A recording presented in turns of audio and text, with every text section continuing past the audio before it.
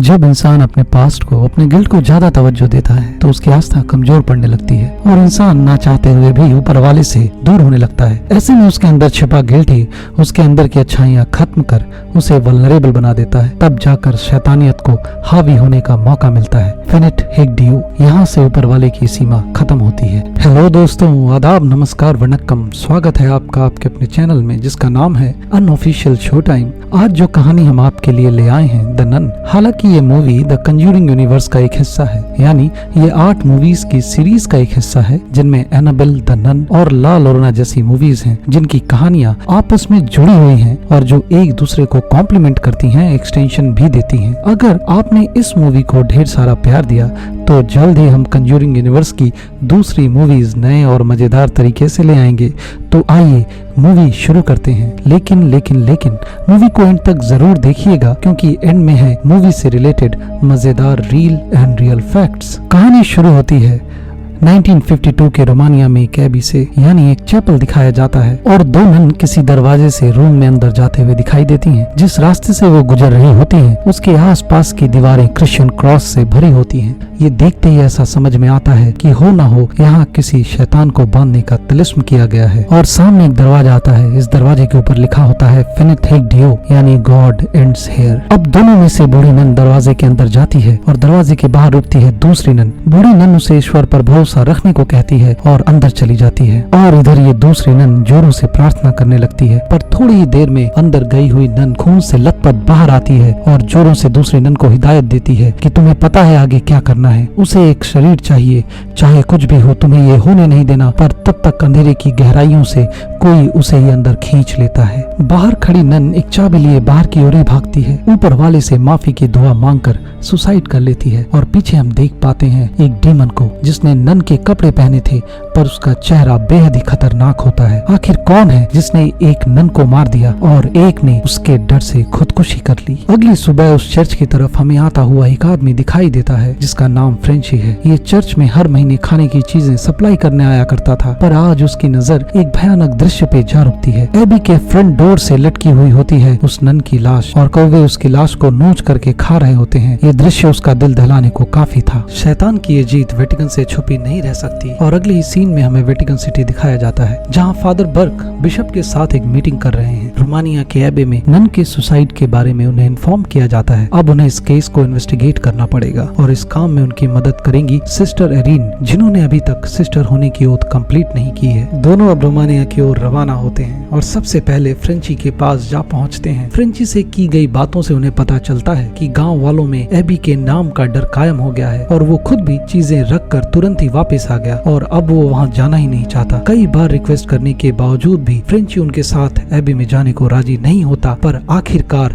मान जाता है। फ्रेंची उन दोनों को उस एबी के आइस रूम में ले जाता है जहाँ उस नन की लाश रखी थी। पर ये क्या, यहाँ उसने जो देखा वो और भी डरावना था। उसने खुद ही नन की लाश को यहाँ लिटाया था, पर आज उसकी लाश खुद ब खुद ही बैठी हुई मिलती है। फादर बर्क को नन की लाश में वो चाबी दिख जाती है और वो उस चाबी को अपने पास ही रख लेते हैं, पर उनकी इस हरकत पर पास ही एक दरवाजे से नॉक करने की आवाज आती है। फ्रेंची उस दरवाजे की ओर इशारा कर उन्हें बताता है कि इसी दरवाजे के पास ही वो डिलीवरी छोड़ जाता था और नन उसे कलेक्ट करती हैं ताकि उन्हें अभी से बाहर न आना पड़े। फादर अब उन लोगों के साथ मिलकर विधि के अनुसार नन की उस लाश को दफना देते हैं ताकि नन की आत्मा को मुक्ति मिले। पर उसी समय पास की एक कब्र में लगी घंटी बजने लगती है जिसे सुनकर सिस्टर एरिन उसके करीब जाती हैं और फादर उसे बताते हैं कि हो ना हो ये ग्रेव किसी डिजीज से मरे आदमी की है और बिल का पर्पस ये था कि अगर गलती से कभी कोई जिंदा आदमी दफना दिया गया तो वह बेल बजाकर अपने जिंदा होने का इशारा दे सकता था। फ्रेंची उन्हें अब वो फ्रंट गेट दिखाने ले जाता है जहाँ उसे सबसे पहले लटकी हुई लाश मिली थी और उसी दरवाजे के ऊपरी खिड़की से उन्हें कोई नन का साया भी दिखाई देता है जो उनकी ही तरफ देख रहा था, उनका ही इंतजार कर रहा था।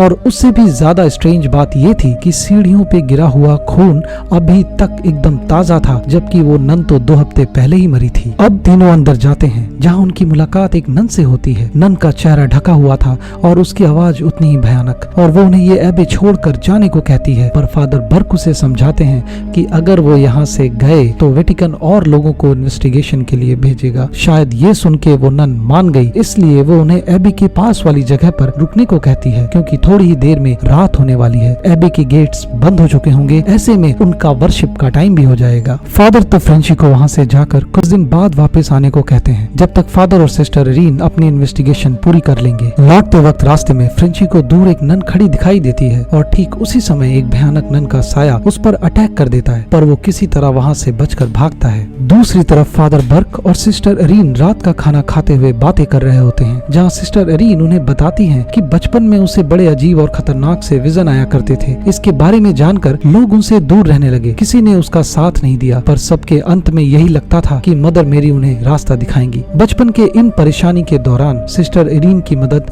वेटिकन और बिशप ने की, इसलिए जब नन की ओथ कंप्लीट किए बगैर उसे इस इन्वेस्टिगेशन के लिए चुना गया, वो मना नहीं कर पाई। फिर फादर भी सिस्टर इरीन को अपनी 20 साल पहले घटी एक घटना के बारे में बताते हैं। यह घटना फ्रांस में घटी थी।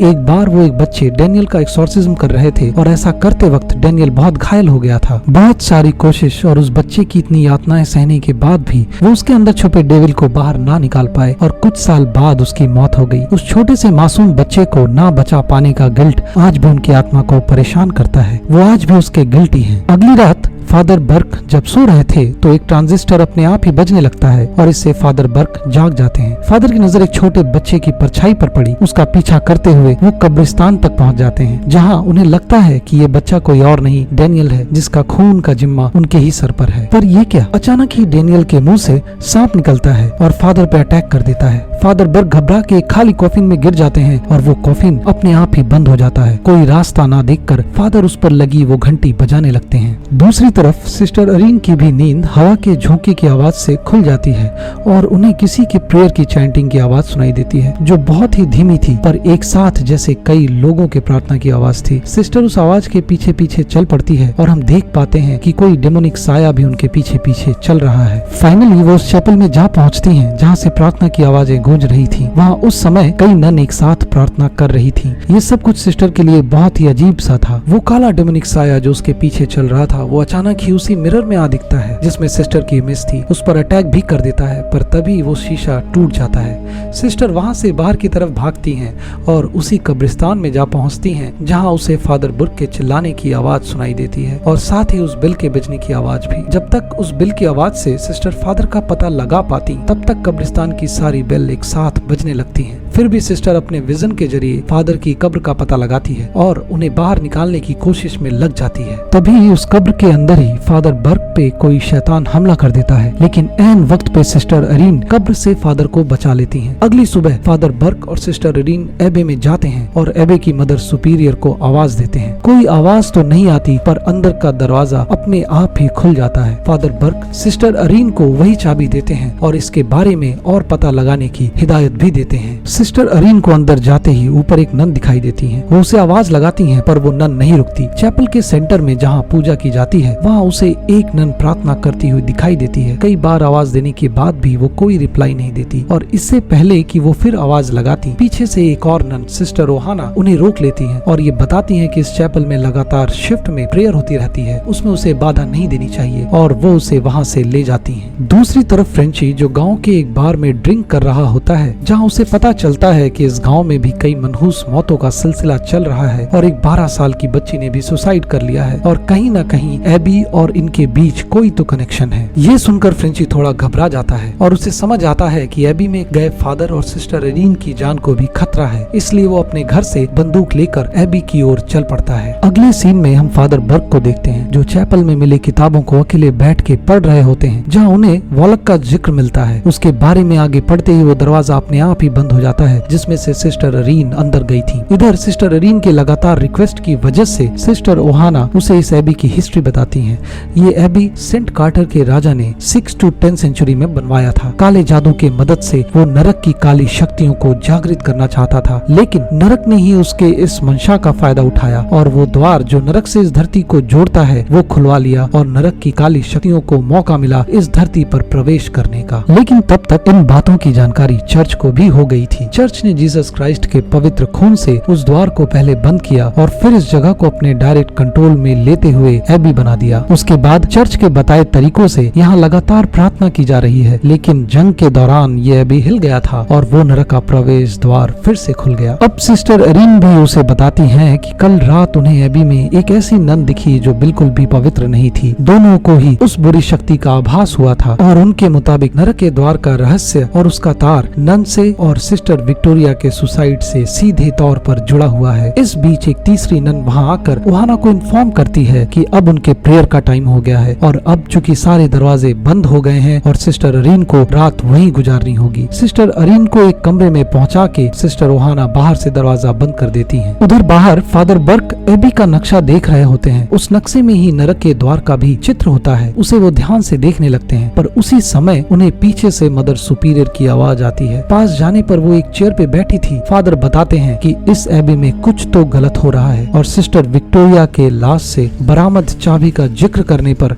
मदर सुपीरियर उन्हें कहती हैं कि अब कोई फायदा नहीं, बहुत देर हो चुकी है और सिस्टर एरिन वापस नहीं लौटेंगी, और ये कहकर खामोश हो जाती हैं। ये खामोशी बहुत ही अजीब सी थी, इसलिए फादर जैसे ही उसका वेल हटाने बढ़ते हैं वो उन पर अटैक कर गायब हो जाती है। अंदर सिस्टर एरिन को विजन आता है, पर इस बार अनहोनी होती है। मदर मेरी जो उसके विजन में हर बार रास्ता दिखाने की बात करती थी, इस बार उनके जगह डेमोनिक नन दिखाई देती है, जिससे सिस्टर बहुत परेशान हो जाती हैं और उसकी नींद खुल जाती है। सामने ना जाने क्यों एक नन उसके ही कमरे में प्रेयर करते हुए दिखाई देती है। पास जाने पर उसे फिर से एक विजन आता है, विजन जो सिस्टर विक्टोरिया के सुसाइड वाले दिन का पूरा दृश्य था, और बीच में उनके रूम का दरवाजा अपने आप ही खुल जाता है। वहाँ से वो जैसे किसी के वश में हो आगे बढ़ती जाती हैं और जा पहुँचती हैं उसी दरवाजे पर जहाँ लिखा होता है फिनिट हिक डियो। सारे ओर सन्नाटा पसर जाता है और वो दरवाजा फिर से खुलता है। इस बार उसमें से एक डीमन नन निकलती है, सिस्टर एरिन पे अटैक कर देती है। सिस्टर किसी तरह अपने आप को बचा के भागती है और इसी बीच सिस्टर ओहाना आकर उन्हें बचा लेती हैं। उसे एक जरूरी बात बताती हैं कि अब इस एबे में डीमन बहुत पावरफुल हो चुका है और सिर्फ प्रार्थना ही उन्हें बचा सकती है, और उसके गाइड किए हुए रास्ते पे वो चर्च के मेन प्रेयर हॉल में जा पहुंचती हैं। यहाँ पे एक सिस्टर ऑलरेडी प्रेयर कर रही थी, पर ये क्या, पास में ही किसी की लाश पड़ी हुई थी। जब सिस्टर एरिन उस लाश के मुंह पर से कफन हटाती हैं तो ये लाश किसी और की नहीं बल्कि सिस्टर ओहाना की थी। वहाँ एबी के बाहरी डोर पे जहाँ फादर बर्क बैठे थे उन्हें डेमन डेनियल के रूप में दिखता है और उन पर अटैक कर देता है। जैसे ही फादर उस जगह से बच के निकलते हैं तो डेनियल फिर से नन का रूप ले लेता है। सिस्टर अरिन के पास ही कई सारी दूसरी नन आती हैं और वो सभी मिलके प्रार्थना करने लगती हैं और सिस्टर अरिन को भी ऐसा ही करने को कहती हैं और साथ में ये भी ताकीद देती हैं कि वो अपनी नजर सिर्फ गॉड पे ही रखे। उनकी प्रार्थना शुरू करते ही मदर मेरी की आंखों से खून आने लगता है और शैतान सारी नन्स पे अटैक करता है, तरह तरह के कह ढाता है उनकी प्रेयर भंग करने को। इसके बावजूद भी सारी नन्स और अरीन अपनी प्रार्थना जारी रखती हैं। दूसरी तरफ फादर बर्क भागते हुए उस हाउस में जा पहुंचते हैं जहां सुसाइड वाली नन की लाश रखी हुई थी। वहां एक नन की लाश उन पर हमला कर देती है। उनका बचना मुश्किल हो जाता अगर पीछे से फ्रेंची आकर उनकी जान न बचाता। उधर प्रेयर करते हुए प्रेयर हॉल में सिस्टर अरीन के ऊपर शैतान हमले करता है और उनकी बॉडी पे एक ज़ायनिस्ट स्टार का निशान बना देता है। तभी उन्हें फादर बर्क और फ्रेंची की आवाज आती है। उनके पास वो भाग कर जाती हैं और बताती हैं कि वो और बाकी नन्स के साथ प्रार्थना कर रही थी और उन पर शैतान ने हमला किया। लेकिन जैसे ही वो पलटकर प्रार्थना की जगह को देखते हैं वहाँ कोई भी नन नहीं होती और सिर्फ एक डेड बॉडी पड़ी होती है। सिस्टर एरिन जब पास जाकर कपड़ा हटाती हैं तो जान जाती हैं कि अब कोई भी नन जिंदा नहीं बची है और एबे की कोई भी ऐसी जगह नहीं बची है जो पवित्र हो। वो लाश ही फादर पर हमला कर देती है, पर फादर अपने साथ रखे होली वाटर को उस पे छिड़क कर उसे जला देते हैं। फ्रेंची उन्हें समझाता है कि बहुत देर हो चुकी है और इसलिए यहाँ से चले जाना ही मुनासिब होगा, लेकिन सिस्टर एरिन वापस जाने से मना करती हैं और कहती हैं कि कैसे भी उन्हें सबसे पहले नरक का द्वार बंद करना होगा। ये जगह पूरी तरह से अपवित्र है, इसलिए क्योंकि सिस्टर विक्टोरिया ने कभी खुदकुशी की ही नहीं, बल्कि ये एक तरह का सैक्रिफाइस था उस डीमन नन का इस दुनिया में कदम रखने के लिए, जिससे बस एक शरीर चाहिए था और वो बना सिस्टर विक्टोरिया का शरीर। किसी भी तरह हमें उस द्वार को बंद करने के लिए एक पवित्र साइन ढूंढना होगा जिसमें होगा जीसस क्राइस्ट का खून। बेसमेंट में जहाँ मदर सुपीरियर की लाश मौजूद है वही मिलेगा ये, और वो उस रास्ते को भी जानती है, लेकिन वहाँ जाने से पहले उसे नन बनने की शपथ लेनी होगी और तभी वो अपना काम पूरा कर सकेगी, डेमोनिक शक्तियों का मुकाबला कर सकेगी। अब जाकर उसे समझ आया कि ये विजन मदर मेरी और गॉड के दिए संकेत हैं और इसलिए अब वो अपना जीवन गॉड को समर्पित करने को पूरी तरह से तैयार है। ये सुनकर फादर बर्क सिस्टर एरिन को नन की शपथ दिलवाते हैं। इसके बाद वो तीनों तहखाने की ओर बढ़ते हैं और उस मदर मेरी की मूर्ति वाली जगह पे जा रुकते हैं। मदर मेरी की वो मूर्ति उन्हें एक तरफ इशारा करते हुए दिखाई देती है,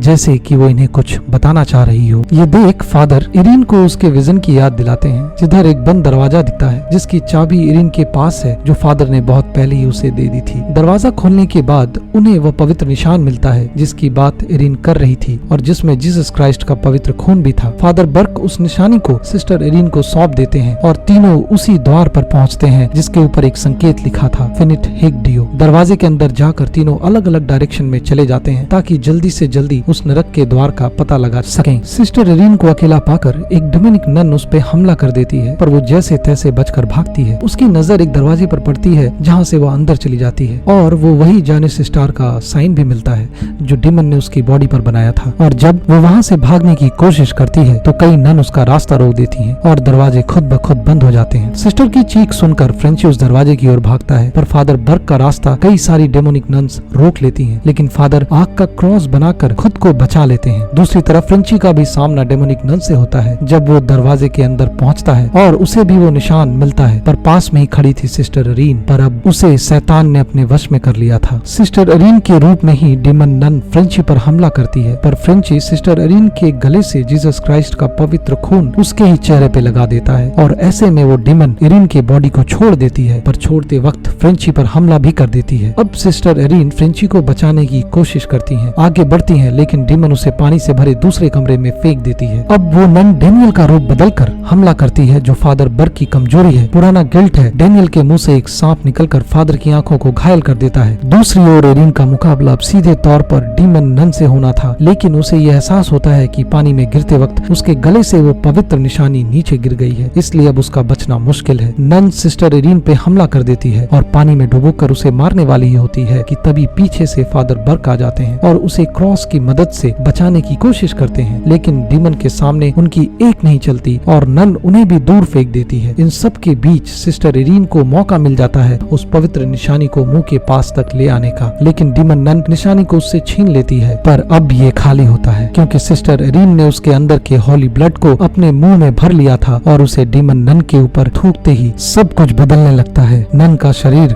सड़ने लग जाता है, जो खून की बूंदें पानी में गिरती हैं उससे वो सारा पानी और वो डेमोनिक नन नरक के द्वार से वापस चले जाते हैं और तब जाकर वो नरक का द्वार फाइनली बंद हो जाता है। अगली सुबह जब वो तीनों एबे से जाने लगते हैं तब इरीन आखिरी बार वहाँ प्रार्थना करती है। वो फ्रेंची को ये बताती है कि यह स्थान अब पूरी तरह से पवित्र है, लेकिन क्या ये पूरी तरह से सच था या नहीं। वापस जाते हुए फ्रेंची के गर्दन पर हम एक उल्टा क्रॉस का साइन देखते हैं जो कहीं न कहीं ये बताता है कि डीमन ने अपने एक अंश को फ्रेंची के अंदर डाल दिया है और उसे जिंदा छोड़ दिया है, यानी डीमन इनसे एक कदम आगे चल रहा है। सो वेट फॉर द सीक्वल। तो दोस्तों अब बारी है फिल्म से जुड़ी कुछ मजेदार बातों की। पहला, दोस्तों ये मूवी ओपनिंग डे के साथ ही सबसे हाई ग्रॉसिंग मूवी बन गई और अपने रिलीज के साथ ही अपने यूनिवर्स के दूसरी मूवीज को कलेक्शन के मामले में काफी पीछे छोड़ दिया। सिर्फ $22 मिलियन में बनी इस मूवी ने $365 मिलियन का कारोबार किया। दूसरा, हालांकि ये मूवी द कंजूरिंग यूनिवर्स की प्रीक्वल है, पर खास बात यह है कि जहां वो दोनों मूवीज ही ट्रू इवेंट्स पे बेस्ड और इंस्पायर्ड हैं, वहीं दूसरी तरफ द नन एक प्योरली फिक्शनल स्टोरी है। पर इस मूवी का वो एक सीन जहां कब्र पर घंटियां थी, वो डायरेक्टर ने एक्सेप्ट किया कि इस मूवी के शूटिंग के दौरान उनका एनकाउंटर